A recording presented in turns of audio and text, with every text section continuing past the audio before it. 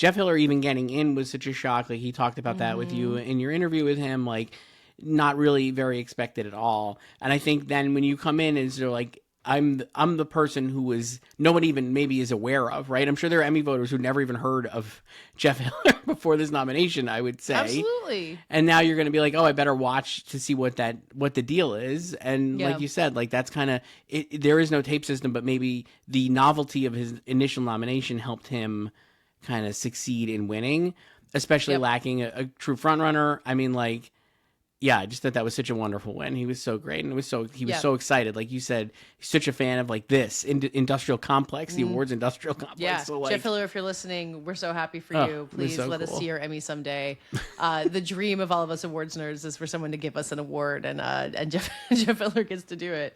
Well, and I now feel like I'm repeating myself because we've been talking for so long. But with Jeff Hiller and Katherine LaNasa, like I interviewed both of them throughout the season. Both of them have been like, I've been working, I've been auditioning, I've been playing these tiny bit parts. Like, they have had the actor career that is so common and you so rarely see reflected. Like it is not a life that Seth Rogen is familiar with, like just for or even Hannah Einbinder.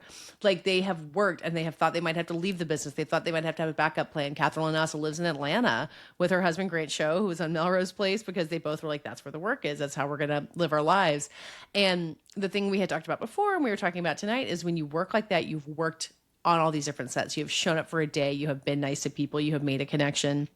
That matters at the Emmys. The TV Academy voting body pays attention to that. And like, it makes those victories, I think, feel like a victory for everybody in this way. We've seen that now multiple, like last year with Liza Colon-Zayas. It just, they do value that maybe more so than the Oscars do, right? Whereas definitely like this, more so than the Oscars. This kind of the journeyman actor or actress, someone who's really paid their dues, put in a position to win at the Emmys, that has become like a thing where they're going to pay attention to that, and it pays off. I mean, you could argue like I was like Kristen Miliotti's kind of like another like you said, like kind of like she's worked with like so many different people, really paid her dues, like from like when she first started.